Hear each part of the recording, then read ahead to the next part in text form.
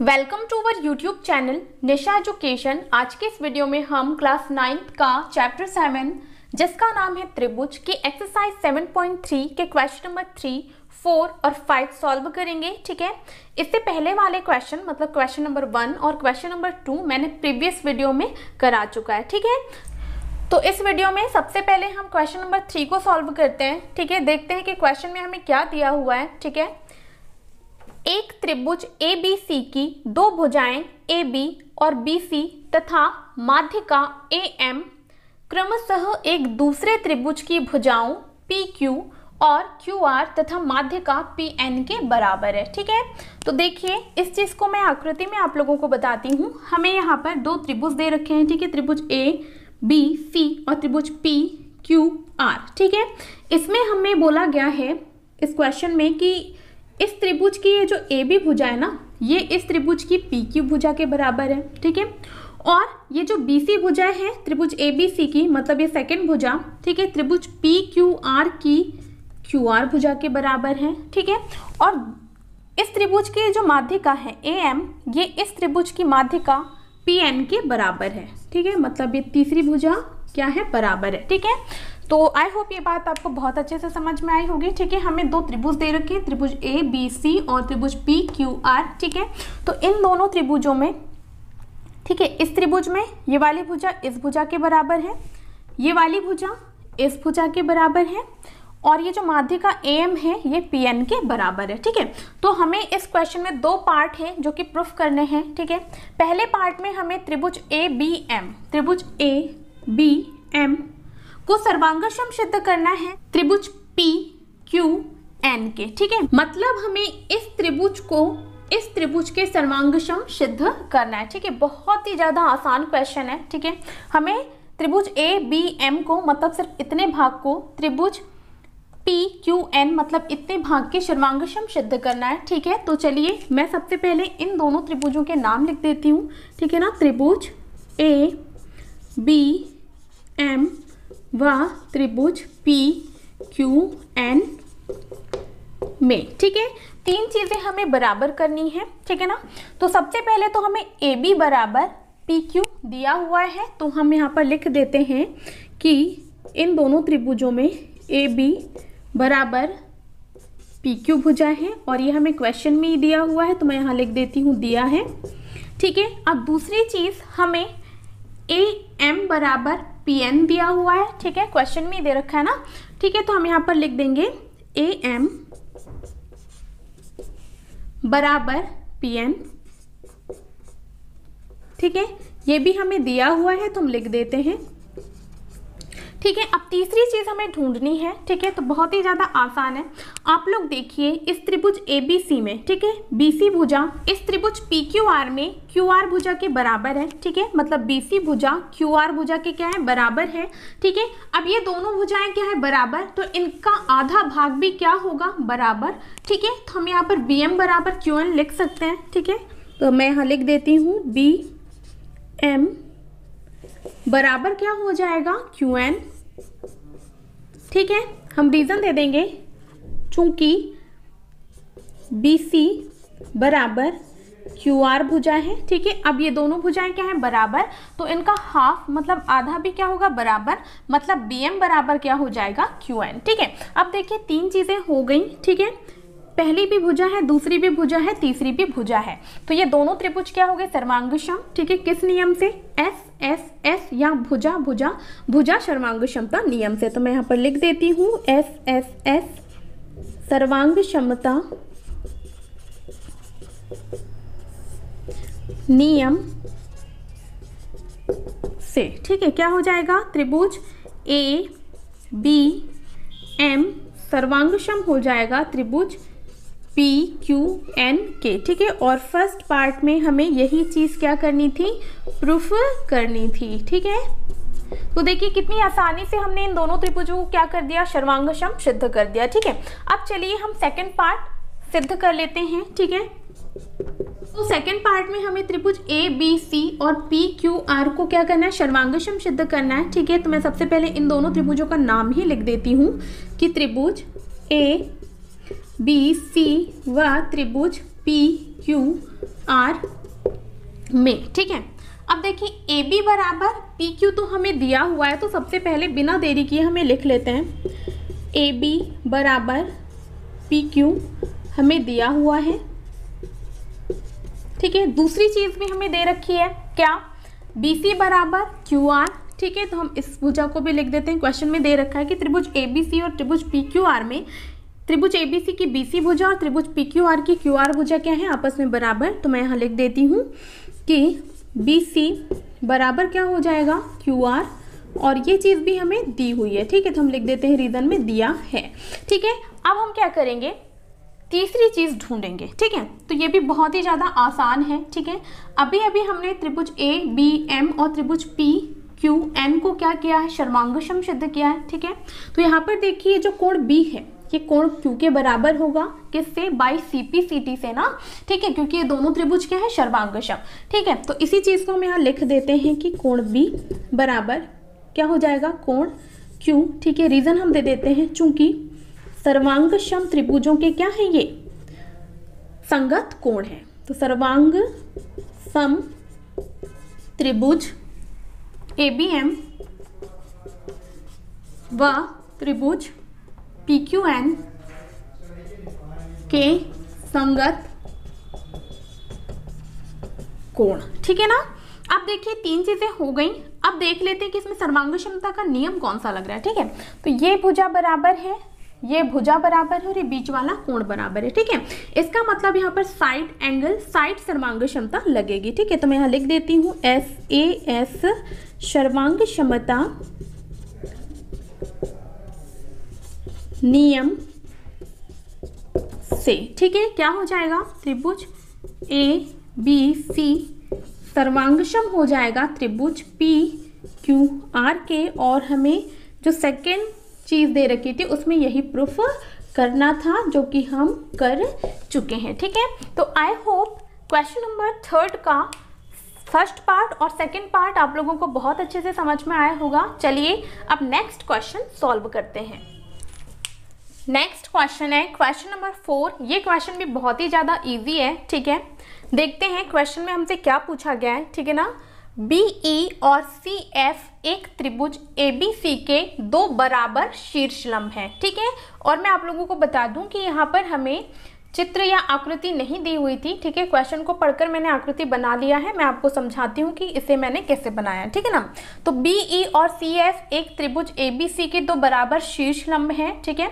RHS सर्वांगक्षमता नियम का प्रयोग करके सिद्ध कीजिए कि त्रिभुज ABC एक समद्विबाहु त्रिभुज है, ठीक है। तो हमें क्या दिया हुआ था क्वेश्चन में कि एक त्रिभुज ABC है, इसमें CF और BE दो बराबर, ठीक है, क्या है, शीर्ष लंब है, ठीक है। ये जो B है ये CF के क्या है, बराबर, और क्या है, शीर्ष लंब है। शीर्ष लंब है इसका मतलब यहाँ पर कितने अंश का कोण बनेगा, 90 अंश का, ठीक है। अभी तक तो आप शीर्ष लंब का मीनिंग जान ही गए होंगे, ठीक है। अब देखिए इतनी चीज हमें दी हुई है, तो हमें RHS सर्वांगक्षमता नियम का प्रयोग करके सिद्ध कीजिए कि त्रिभुज ABC एक समद्विबाहु त्रिभुज है, ये सिद्ध करना है, ठीक है। अब देखिए हमें यहाँ पर AB बराबर AC सिद्ध करना है इस पूरे त्रिभुज में, ठीक है। हमें सिद्ध करना है कि त्रिभुज ABC क्या है, समद्विबाहु त्रिभुज है, और इसमें हमें AB भुजा को AC भुजा के बराबर सिद्ध करना है, ठीक है ना। लेकिन RHS सर्वांगक्षमता नियम से हमें सिद्ध करना है, ठीक है। तो RHS सर्वांगक्षमता का नियम क्या होता है, ठीक है। इसमें हमें ऐसे दो त्रिभुज लेने होंगे जो कि क्या हो, समकोण, ठीक है। तो आप लोगों को दिख पा रहा होगा कि यहाँ पर ये मैं इसको हाईलाइट कर देती हूँ, ठीक है। सेम टू सेम आप ऐसा ही त्रिभुज इस तरफ भी देखेंगे, अभी मैं इसका नाम बता देती हूँ, ठीक है। तो त्रिभुज FBC, ठीक है, आप देख पा रहे होंगे, ठीक है। इसी के जैसा एक सेम त्रिभुज है क्या, त्रिभुज ECB, ठीक है। ये दोनों त्रिभुज क्या है, समकोण त्रिभुज, ठीक है। अब इन दोनों समकोण त्रिभुज में ना हम क्या करेंगे, तीन चीजें बराबर करेंगे, ठीक है। और RHS सर्वांगक्षमता में क्या होता है भाई कि दोनों त्रिभुज क्या होने चाहिए, समकोण, ठीक है, और उनके कर्ण क्या होने चाहिए, बराबर। तो ये जो समकोण है इसके सामने वाली भुजा क्या है, BC, ठीक है, इसके सामने वाली भुजा क्या है, BC, मतलब BC भुजा को हमें बराबर करना है, ठीक है। और बची हुई भुजाएं मतलब इस भुजा और इस भुजा में से किसी एक भुजा को हमें बराबर करना है। ठीक है, तो देखिए सबसे पहले तो हम इन दोनों त्रिभुजों को ले लेते हैं और इन दोनों त्रिभुजों से ही हम RHS सर्वांग क्षमता से AB बराबर AC सिद्ध कर सकते हैं। ठीक है, अब क्वेश्चन में RHS दे रखा है इसलिए, ठीक है, नहीं तो हम दूसरे नियम से या दूसरे तरीके से भी इसको AB बराबर AC ला सकते थे। ठीक है ना, तो देखिए सबसे पहले हम क्या करेंगे, इन त्रिभुजों के नाम लिख लेते हैं जो कि है FBC। ठीक है, त्रिभुज FBC व त्रिभुज ECB में हमें तीन चीजें बराबर करनी है। ठीक है, तो देखिए हमें BE बराबर CF तो क्वेश्चन में ही दे रखा है, तो हम सिंपली इसको लिख लेते हैं कि BE बराबर क्या है CF, ये हमें क्वेश्चन में ही दिया हुआ है। ठीक है, अब देखिए दोनों त्रिभुजों में ये जो BC भुजा है ना, ये क्या आ रही है, उभयनिष्ठ आ रही है। ठीक है, या दोनों में क्या है, कॉमन है, तो हम यहाँ पर लिख देते हैं BC बराबर BC। बहुत ही ज्यादा आसान क्वेश्चन है। ठीक है, मैं यहाँ लिख देती हूँ उभयनिष्ठ भुजा। ठीक है, अब देखिए यहाँ पर कोण CFB, ठीक है, कोण CFB और कोण BEC दोनों क्या है, 90-90 अंश के। तो मैं यहाँ पर शॉर्ट में लिख देती हूँ कि कोण F बराबर क्या है, कोण E के। ठीक है, और दोनों कोण कितने अंश के हैं, 90 अंश के। ठीक है, ये चीज भी हमें दिया हुआ है। बोला गया है ना कि BE और CF क्या है, शीर्षलंब, मतलब यहाँ पर जो कोण बनेंगे वो 90-90 अंश के बनेंगे। ठीक है, अब देखिए तीन चीजें हो गई। ठीक है ना, तो यहाँ पर ये देखिए उभयनिष्ठ जो भुजा है ये कर्ण है। ठीक है, और ये समकोण त्रिभुज है। ठीक है, और बची हुई दो भुजाओं में से BE बराबर CF आ चुका है। इसका मतलब ये दोनों त्रिभुज RHS सर्वांग क्षमता नियम से क्या हो गए, सर्वांगक्षम हो गए। ठीक है, नियम से मैं यहाँ पर लिख देती हूँ त्रिभुज FBC सर्वांगक्षम हो गया त्रिभुज ECB के। ठीक है, RHS सर्वांग क्षमता से। ठीक है ना, अब देखिए हमें सिद्ध क्या करना है, हमें सिद्ध ये करना है कि AB बराबर AC हमें लाना है। ठीक है, क्योंकि हमें त्रिभुज ABC को ना समद्विबाहु त्रिभुज सिद्ध करना है। ठीक है, तो ये कैसे होगा भाई, देखिए अब ये दोनों त्रिभुज क्या हो गए, सर्वांगक्षम। ठीक है, इसका मतलब यहाँ पर कोण B और यहाँ पर कोण C, मतलब इस त्रिभुज का कोण B और इस त्रिभुज का कोण C क्या हो जाएंगे आपस में बराबर। क्यों, क्योंकि CP/CT से। ठीक है, दोनों त्रिभुज क्या है, सर्वांगक्षम, तो हम कोण B बराबर क्या लिख सकते हैं, कोण C। ठीक है, अब देखिए इन दोनों कोणों को बराबर लिखने का रीजन क्या है, मैं यहाँ पर रीजन भी लिख देती हूँ CP/CT से। ठीक है, अब कोण B और कोण C क्या हो गए बराबर, तो हमें पता है प्रमेय के अकॉर्डिंग, ठीक है 7.3 जो प्रमेय है उसके अकॉर्डिंग कि बराबर या समान कोणों की सम्मुख भुजाएं भी क्या होती हैं, बराबर। ठीक है, तो हम कोण B के सामने की जो भुजा है AC और कोण C के सामने की जो भुजा है AB, इसको क्या कर सकते हैं, बराबर। ठीक है, तो मैं यहाँ पर लिख देती हूँ कोण B के सामने की भुजा क्या है, AC, और कोण C के सामने की भुजा क्या है, AB। ठीक है, या करके AB बराबर AC। ठीक है, हो गया। और किसी भी त्रिभुज में यदि दो भुजाएं क्या हो बराबर, तो वो क्या हो जाता है, समद्विबाहु त्रिभुज। ठीक है, तो हम बहुत ही आसानी से यहाँ लिख सकते हैं, अतः त्रिभुज ABC एक समद्विबाहु त्रिभुज है। ठीक है, यही चीज हमें प्रूफ करनी थी। ठीक है, तो बहुत ही ज्यादा आसान क्वेश्चन है, हमें जो दिया हुआ था ठीक है उसके अकॉर्डिंग हमने क्या किया, ये वाला त्रिभुज ले लिया और ये वाला त्रिभुज ले लिया। ठीक है, इन दोनों त्रिभुजों को क्या कर दिया, RHS सर्वांग क्षमता नियम से सर्वांगक्षम सिद्ध कर दिया। क्योंकि हमें क्वेश्चन में RHS सर्वांग क्षमता दे रखी है ना, इसलिए हम RHS से ही इसे सर्वांगक्षम सिद्ध करेंगे। ठीक है, उससे हुआ ये कि यहाँ पर कोण B और कोण C आपस में क्या हो गए, बराबर। ठीक है, और कोण B और कोण C क्या हो गए, बराबर। तो हमें एक प्रमेय पता है क्या, कि समान कोणों की सम्मुख भुजाएं भी क्या होती हैं, आपस में बराबर। तो उससे AC बराबर AB आ गया। ठीक है, और हमें पता है कि किसी भी त्रिभुज में यदि दो भुजाएं क्या हो, बराबर। ठीक है, तो वो त्रिभुज क्या हो जाता है, समद्विबाहु त्रिभुज। ठीक है, अब चलिए इस एक्सरसाइज का लास्ट क्वेश्चन मतलब क्वेश्चन नंबर 5 सॉल्व करते हैं। इस एक्सरसाइज का लास्ट क्वेश्चन है क्वेश्चन नंबर 5, जो कि बहुत ही ज़्यादा आसान है। ठीक है, तो चलिए हम क्वेश्चन नंबर 5 को सॉल्व करते हैं। ठीक है ना।